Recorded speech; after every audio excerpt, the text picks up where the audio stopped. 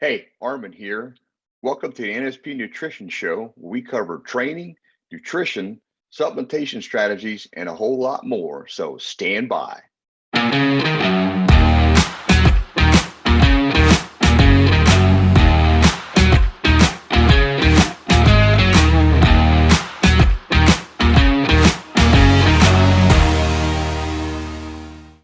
Hey, and welcome to the NSP Nutrition Show. I'm Arman Eckelbarger. Hey, I'm Frank Mills. Thank you for joining us again today for another NSP Nutrition Show.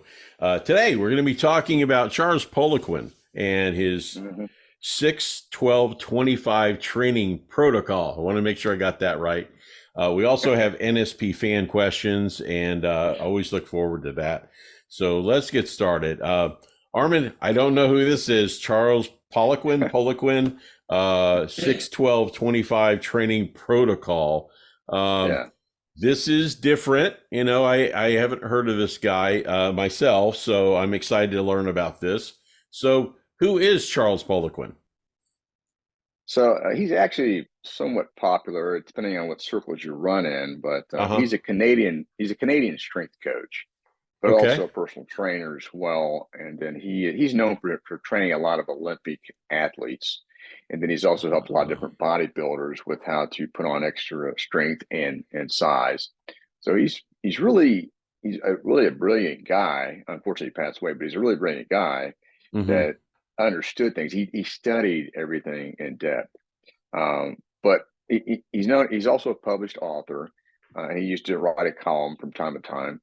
He's written 8 books and then over about 600 articles that he's been credited for. But again, like I mentioned, unfortunately, he passed away at 57 years of age, which was a real shame because he accomplished so much. But I don't remember the cause of death. I think it was a heart attack, but gone too soon would be my. The guy was funny as hell. I mean, you listen to him on a video or something. I mean, he had one-liners after another. I mean, they were, just so you know, they were on the one video I was watching. The guy says, "Well, was it pretty tough getting started?" He goes, "Yeah, it was real tough." He goes, "Well, how poor were you?" He goes, "So I was so poor I had to draw the furniture on the walls because we didn't have any." So I had to go down to daycare center and stole the crayons from the kids and then started drafting the furniture. I mean, he just had one liner after another. So really great guy, but unfortunately he's passed on. Well, I'm sorry to hear that, but we have his program to talk about, and I'm sure he's happy about that. So what is the 6-12-25 program, Arman?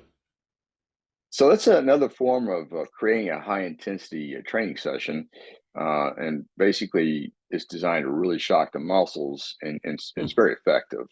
So he's helped people that hit plateaus to really break through.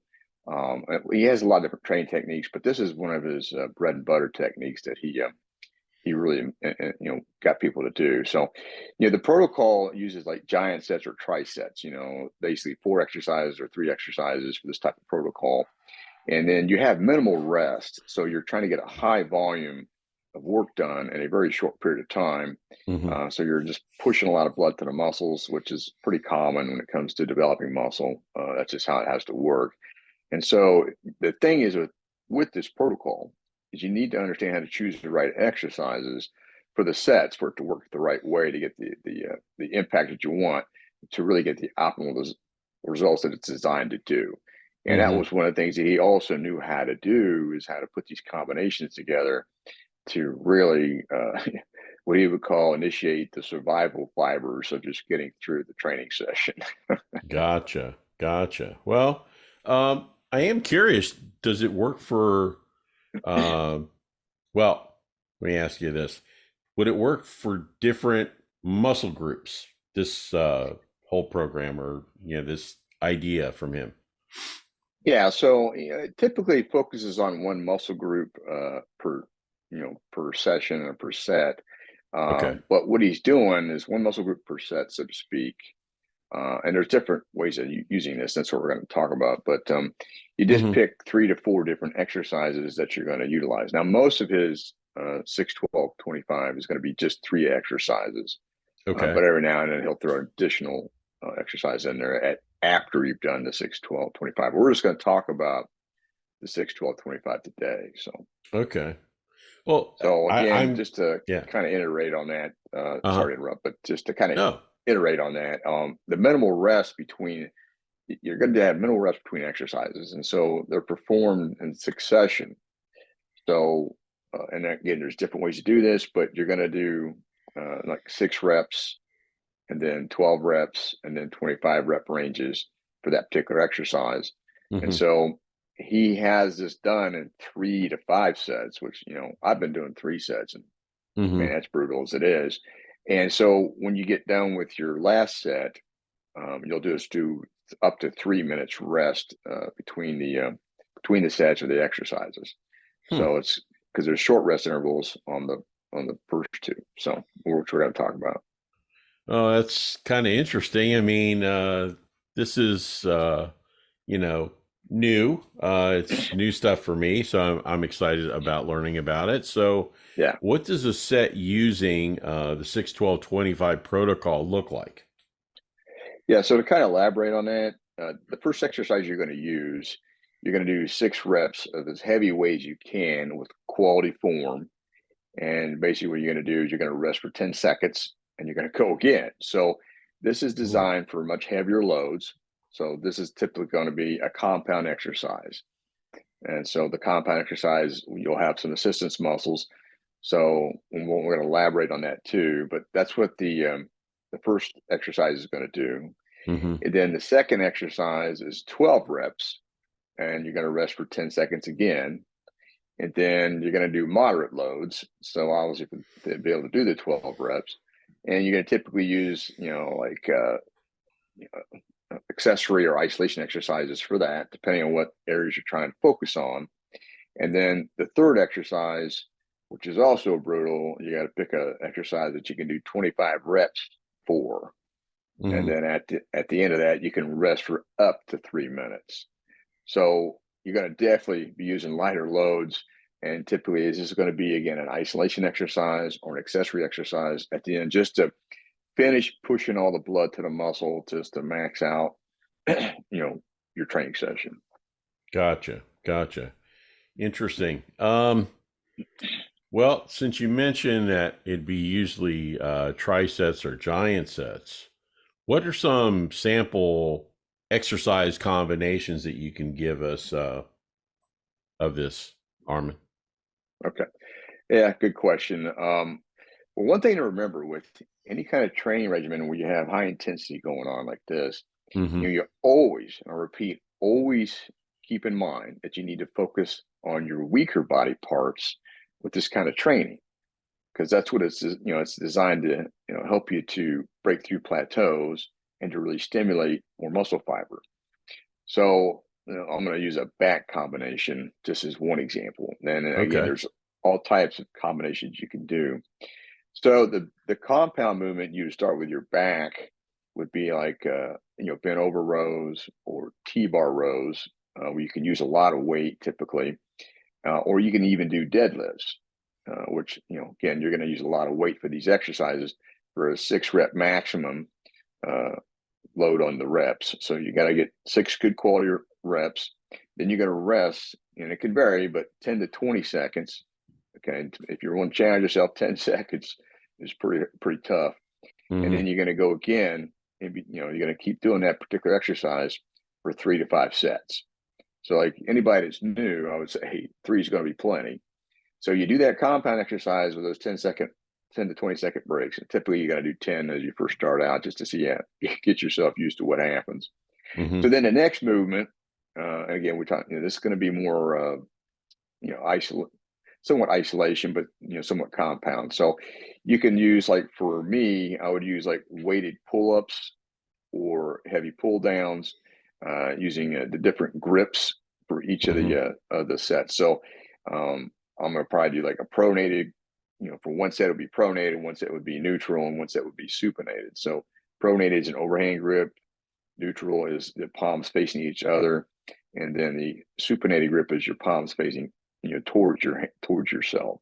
Okay, palm up as they would call it. And so you would do that, uh, for 12 reps. And again, you're going to rest for 10 to 20 seconds, and you go it again for 3 to 5 sets. And Okay. then you're going to, for the back, and you would finish off with like dumbbell cable, or, like dumbbell or cable, or even machine pullovers, which is really brutal, for 25 reps.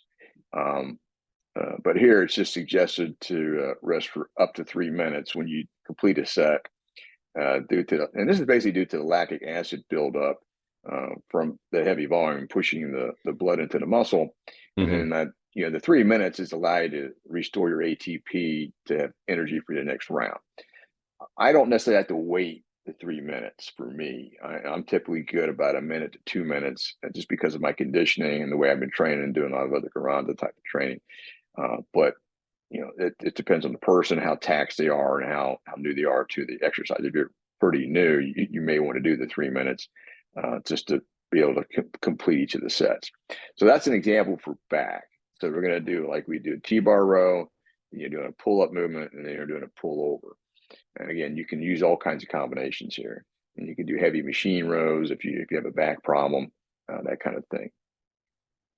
Gotcha. All right. So that's back. What exactly would you do for your chest? So what I've experimented with is my compound movement is not bench press, because it doesn't really do much for my chest. Now, some guys, they can do a bench press and it activates a good amount of muscle fiber, and it hits the chest pretty good.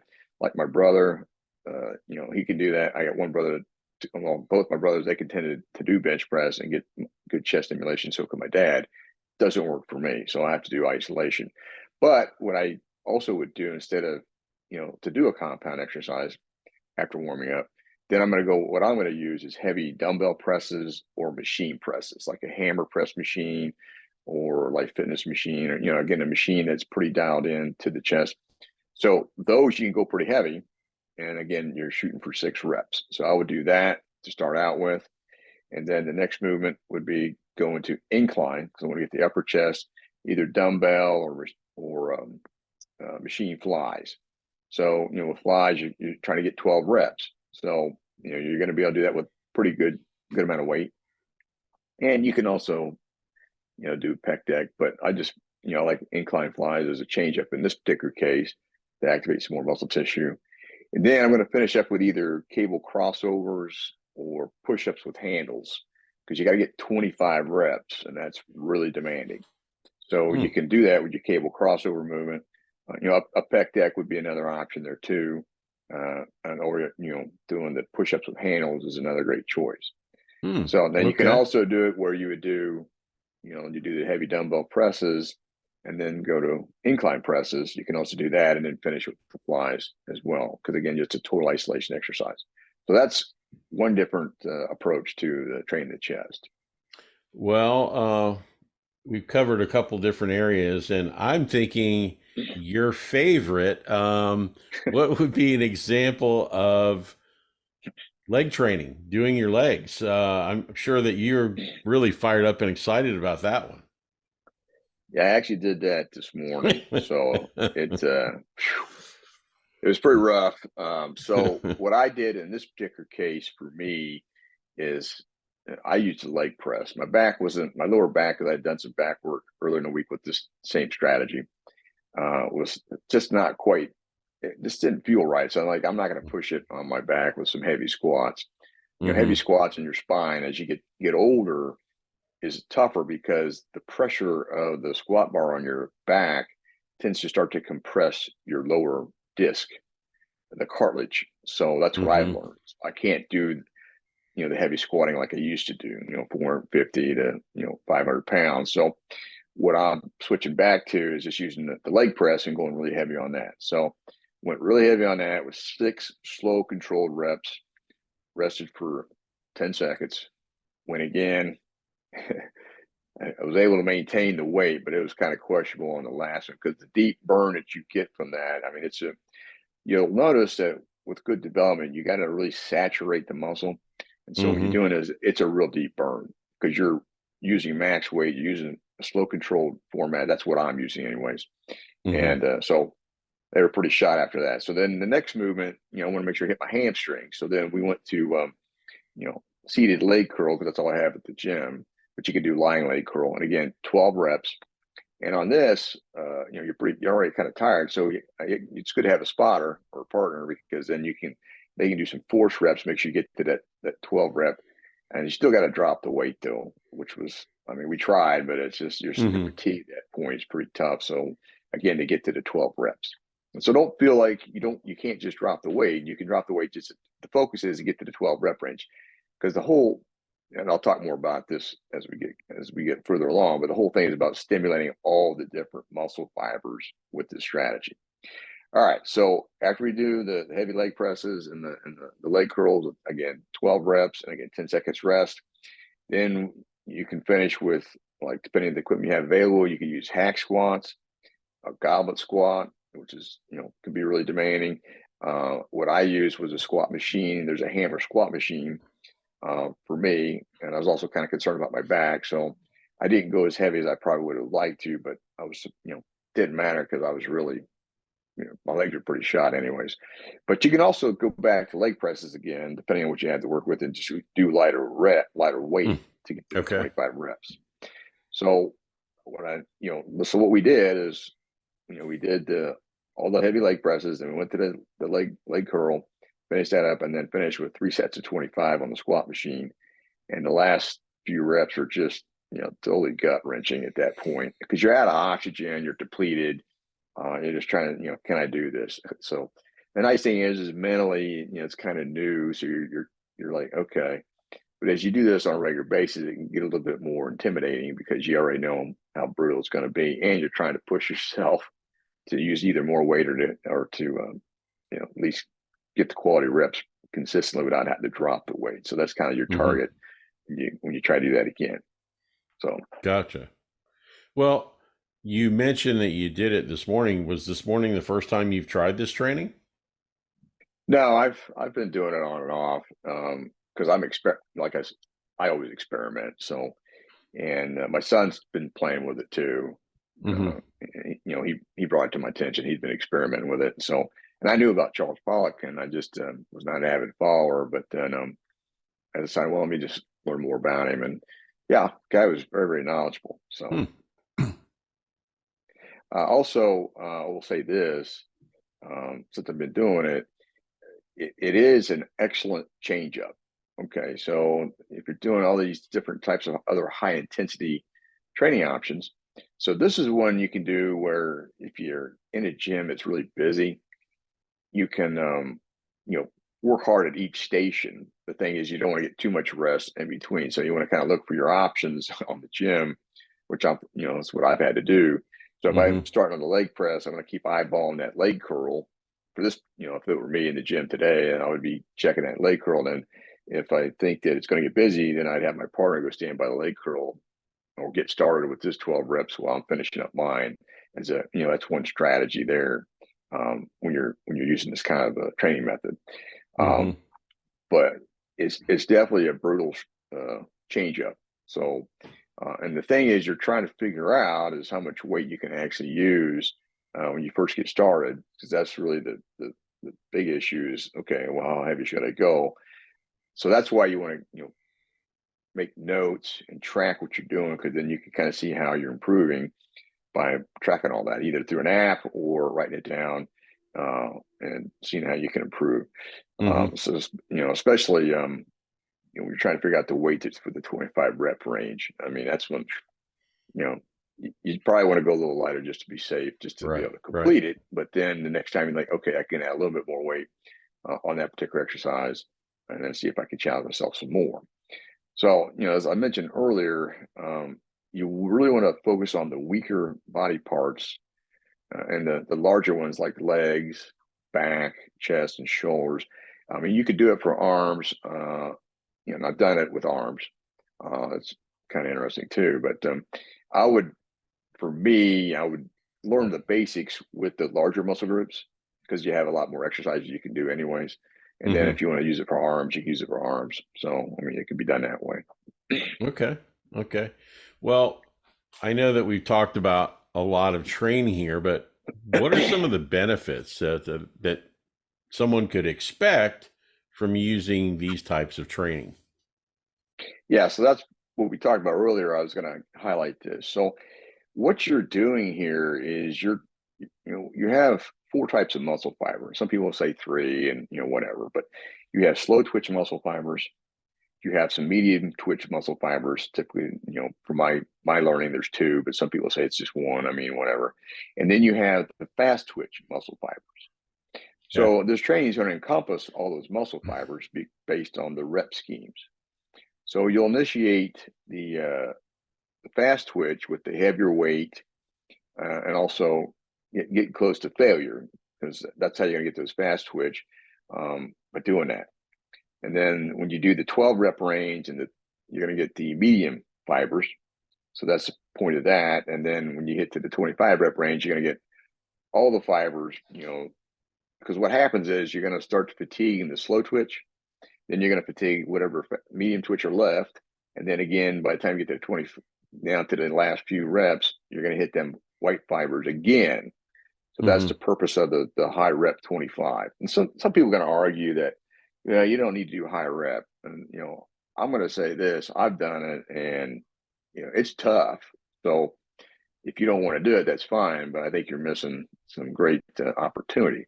So with Mm-hmm. that being said, this should really enhance your hypertrophy, your growth, because of the way it's designed. And you're going to put a lot of demands on the muscle tissue, and it's going to cause the body to have to get more efficient. So it's going to give you increased strength because you're using really heavy weight to begin with because of the compound movement. So you're going to get that included. And then because of the way it's structured with the short rest periods and everything, you're going to get some muscular endurance. I mean, and so that pump, which is like my partner this morning, it was just like, holy mackerel. He didn't know what he was walking into. So he was like, man, are we done yet? I said, almost. So, but he goes, I can only move my legs. I go, well, mine are pretty tight too. So, and you do stretching in between on your rest periods. So that's another Mm-hmm. thing I wanted to highlight there. And so the other beauty of this is, we were done in about 35 minutes. I mean, we were just shot. We did our calves after we got done, which I did a similar tricep for that. I did heavy leg press calf raises, and then I went to squat machine calf raises, and I went to body weight calf raises. So, Okay. the leg press was 6 heavy reps, but I did these in, one after each of the movements, one after the other. So I didn't do like we talked about before. I just went to one exercise to the next, because I know it could work. So 6 reps on the really heavy on the leg press, and I went to 12 reps on the squat machine to do some 12 calf raises there, and then 25 reps just body weight calf raises down and up, and then repeat. So you don't really need to take any rest. So, anyways, this whole thing was done in about 35 minutes, and I mean, I'm telling you, we were just like, all right, that's going to be enough. So tomorrow will be more interesting as we reload the muscles with food to see how much. The one thing people may not realize is, as you get done and you're depleting the muscle, and then when you're eating, when you reload with the food, that's when you start seeing the thickness and the feeling come back into the muscle, and it feels full, and then the soreness starts creeping in pretty quick after that. So Mm-hmm. we'll see how sore we're going to be tomorrow, and the next day is even worse, depending how bad tomorrow will be. Well, we're getting limited on time ourselves. What would you like to wrap up with here in content, talking about this new training method? It's kind of cool from what I understand. Yeah, it's cool. But it's it's a it's a change up for sure. I just say that the biggest issue is making sure that you have access to the equipment, so as you're doing this, so that you can really utilize it very well. So if you're training at a gym, that's what you got to take into mind. Keep that in mind, because if the gym's really busy, then like I mentioned before, you got to be some kind of strategic if you want to be able to do it, Right, and you right. can. But I just want to highlight that. But if the gym's not too busy, then you may just want to go from one exercise to the next. So go from the leg press to the leg curl to the like the squat machine, which I did today.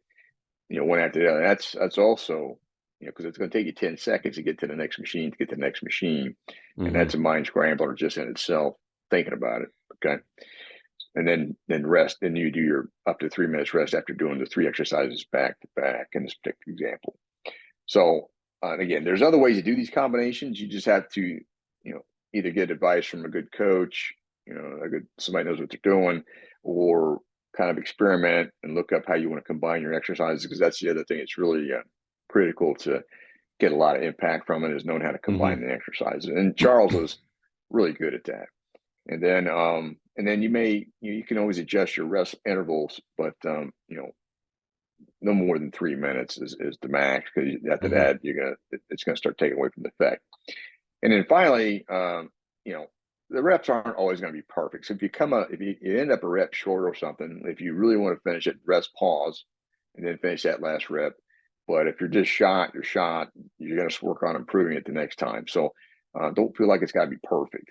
Okay, just get as close as you can to with what's been suggested, and then kind of build from there. So that's where I'm at with that. Well, a lot of great information, and hey, it sounds like a great change up for, and gosh, how many times have we talked about that, trying to change things up? It's never good to keep doing the same workout. Here's a good change up of doing something different. And Arman, a lot of great information. Thanks so much. Yeah, hopefully you guys get some new stimulation from that. So. All right. Well, stand by for a quick word from NSP Nutrition. Arman and I will be right back.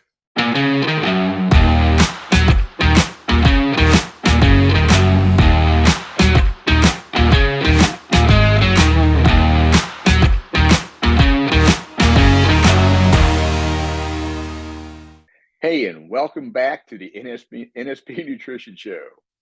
Hey, and it's time for the fan questions. Before we get into that, though, always remind everybody, check out nspnutrition.com. All types of promotional offers on the site as usual, and they're trying to provide value to you, but also be able to get our naturally sourced supplements at a great deal of, and there's all types of things that are on there all the time, especially the Vince's Gym as well. But Arman, I've tried so many different supplements on the NSP Nutrition site, and some of them, everyone uses a supplement for different things or different impact, depending on their nutrition or what they're trying to affect. But going back to that multivitamin that they offer, what's really funny is I take one every day, and my wife, said, "Hey, can I try one of those?" And she couldn't believe the difference from what she normally takes. So now she wants to start taking what I'm taking, and I just laughed. I'm like, I've been telling you about them for 2 years. But hey, that's what you got to do. But same thing happened to my wife. She's like, she noticed it. So it's like, okay. So I'm going through them a lot faster. That's about the end result of that. Yeah. Well, I encourage everybody, check it out. Check out the multivitamin. It's a quality multivitamin for sure. It really is. It is terrific, and I have felt the impact of it, so I think you will too. But it's Mega One, and you should definitely try it out. All right, we got a quick fan question today because we're limited on time today. Arman and I are, but we've got a really interesting question, I thought, coming back to nutrition, because we've talked a lot about nutrition. And this guy's name is Arnold. Arnold is from Long Island, New York. Arnold is talking about, or actually noticed that we were talking about in one of our shows, more absorbable protein. And it got Arnold to thinking, okay, well, I eat a lot of protein, eggs, meat, fish. He loves like a lot of seafood, chicken, turkey. And he wanted to know if you could break down like the most absorbable protein, and then like go down in order, like the top 5 of what is the most absorbable. He wants to make sure that he's impacting his nutrition plan with the most absorbable and not wasting Yeah, his time eating the ones that are not? So I thought that was a great question. that's a good question. So at the end of the day, the protein is going to absorb. So what you're going to have is the way the amino acids break down. So it's found that eggs, the structure of egg protein is 90% like human tissue. So that's number one. And Vince always talked about eggs being number one, but it's number one. There's no debate. It's on a protein efficiency ratio scale. It's Hmm. 3.9 out of 4. So you're not going to beat that. So next is going to be beef. Okay. Beef is again, it has a lot of amino acids in it. It has a lot of iron in it. So it's next. And then, ironically, people don't realize it, but turkey is really high in efficiency versus chicken. So if you like turkey, then that's going to give you a little bit more yield there. And again, people can debate this stuff all the time. So Right. I'm Right. bringing up my understanding, what I've learned, Hmm. the research I've done. So then after that, you got chicken, and then it just starts going down the scale from there with fish. You know, fish's efficiency, it can really vary a lot because there's so many different types of fish. So it typically hangs underneath chicken, like salmon and swordfish and grouper and this kind of stuff. So that's that, and then you start going. Then pork is not as super efficient as the others, but it's still effective. So you don't need to shy away from it. It's just that you mixing that in with your meal plan to kind of change things up. So Right. that's how I would do it. Um, and then I think that's lamb is kind of a mixed one. I would say it's probably in there with pork as far as another type of protein. But Hmm. then after that, then you go into the plant area, and then Okay. plants that's a toss up there. I mean, just because it's not structured like Hmm. the DNA of an animal, so that's why it doesn't absorb as well. And plus, there's carbohydrates involved where you Hmm. don't have any carbohydrates, which is pure protein. So How hopefully about that kind seafood, of Armin? gives it.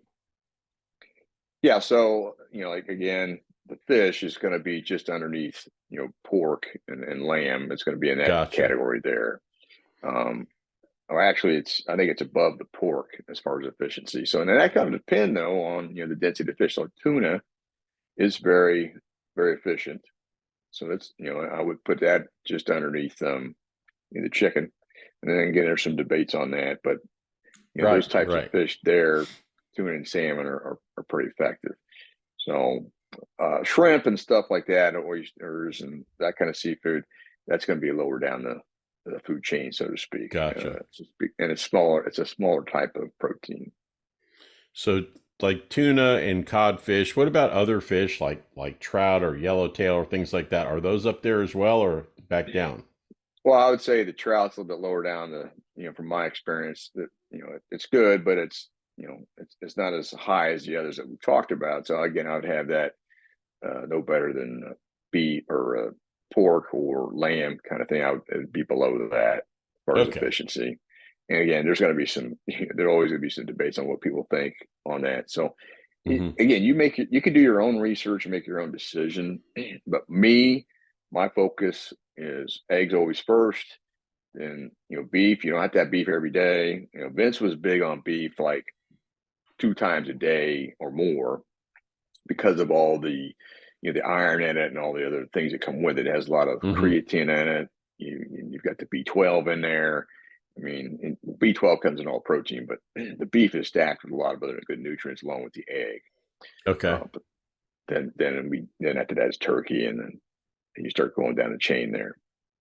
The other thing that he asked, Arnold asked, was in regards to having beef, if it's rare or well cooked, Oh eggs, yeah. boiled, hard boiled, poached, does that affect the absorption rate of anything if it's All on right. how So it's cooked?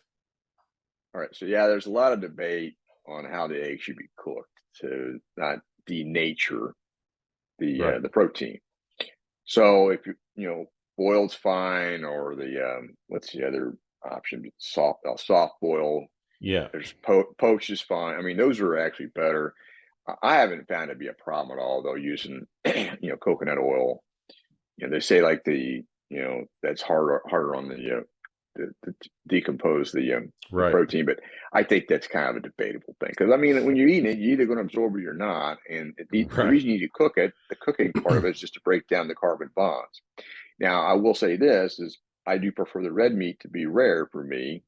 I feel like I digest it better. I feel it breaks down better, because if you overcook the red meat, then you start getting I can't think of the name of it, but it's where it gets charred or anything. You don't want to eat that. It's just not going to do you any good, and there's nothing Right. helpful to your diet. So I always found that as long as the meat's quality meat, I've never had a problem for me. Is I'll cook it Okay. rare, and you're gonna definitely kill any bacteria when you cook it rare, so you're not going to lose anything. So that was the other thing there. But I like even like the salmon. I don't mind it being raw and the tuna being raw, so I don't have a problem with sushi, or sashimi. That's another one. They put the raw Right. fish on top with the rice. Right. I think that's again, I feel good after eating that. I mean, you just feel like, wow, I got some really quality nutrients, and so that's another Mm-hmm. part of when you're eating. So that's how that's how I would approach it. Okay. Well, Arnold, hopefully that helps. And if you have Yeah, questions, please get them to us. You can scan the QR codes above our heads, or you can email support@NSP Nutrition, or you can comment right on the YouTube channel, and we get that feedback right away. And we yeah, rely on your input for the show. And, as we always try to want and ask for you to share with your friends and family so we can impact one person. yep. That's why we do what we do. And, Arman, we always appreciate all the content and everything that you do. You bring such great information every episode. So thank you for that. No problem. Hopefully everybody got some takeaways. So, okay. All right. Thanks again for joining us, and join Arman and I next week for a brand new episode of the NSP Nutrition Show. Hey, thanks for checking out the NSP Show. Go to nspnutrition.com, where you can find a whole heap of resources to help you achieve stunning definition and eye-popping levels of muscularity. Don't forget, you can save 10% on your first order by using the code NSP Show at the checkout. Catch you next time.